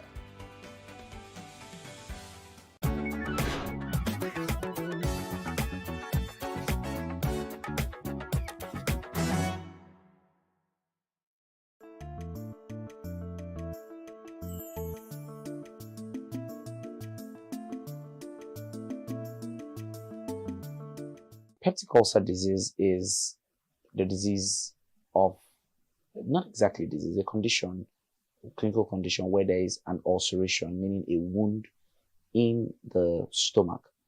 Peptic, coined from the name peptic acid. Peptic acid is found in the gastric. So sometimes you hear gastric ulcer, you hear peptic ulcer. They're not physically different. They are just relating to the stomach. The only other different type of ulcer is duodenal ulcer, which is just the next organ after the strictly related to protein. Okay, so it helps to break down protein. But over time, there could be hypersecretion of this acid that could now cause a breakdown in the walls of the stomach. Now, the stomach walls originally contains mucous membranes or mucosa that prevents this acid from eating up the stomach lining. For some reasons, again, this mucous membrane could also be reduced or absent and further allowing this acid to eat up the stomach. And when this happens, you come down with what you call the peptic ulcer disease.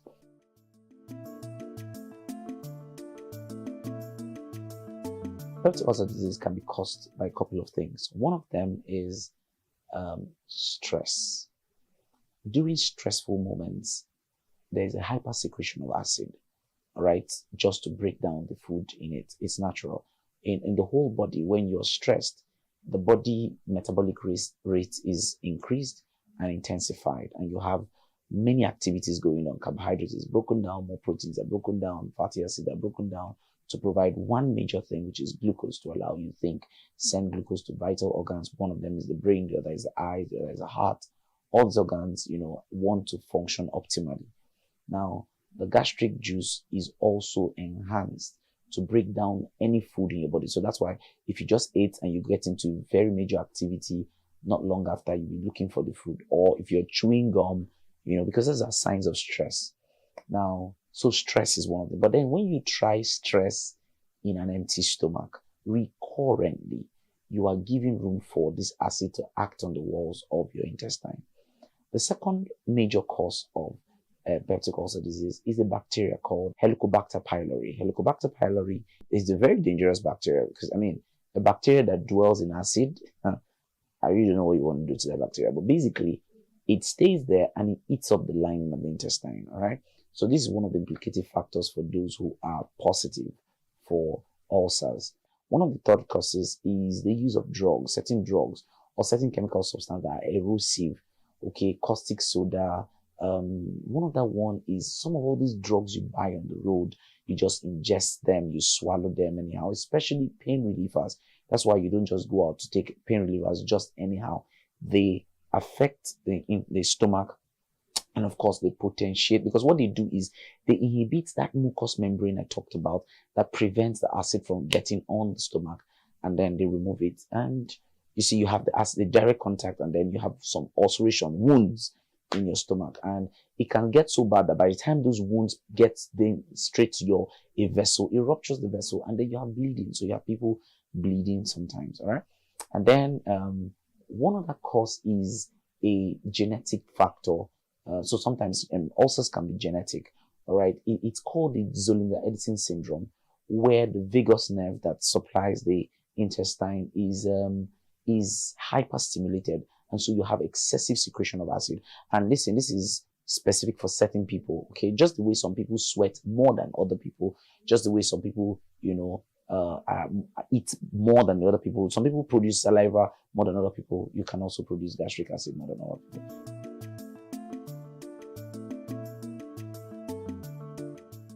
Well, the word is try to eat recurrently. Don't fast every time. If you're fasting, let me clear that you're fasting, okay?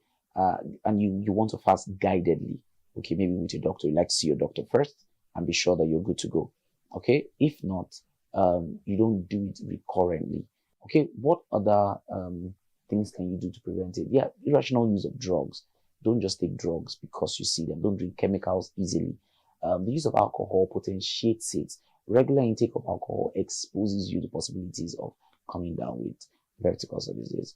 Now, one other thing is ingestion of diet. What kind of food should you do? High levels of acid-containing diet should be minimized. All right. Sometimes you see people taking all kinds of concussions, herbal concussions. You are exposing yourself to great dangers. Okay. When you do all kinds of acid-containing meals or diet, lime, you're trying to mix lime and ginger, and you're trying to lose weight, but you are potentiating something else. So it's important that you are careful what you are mixing, prevent it. You don't have to take excessive protein diet. Some people like to take roasted meat, for example, what we call suya locally. You do a lot of suya and you do a lot of alcohol. That can potentiate peptic ulcer disease for people. So prevent it by reducing this type of foods. Try not to take a lot of carbonated drinks. Alcohol dropped drastically. Water is very important. And before you do some of these things, please eat right. All right, eat your balanced diet. Don't skip meals.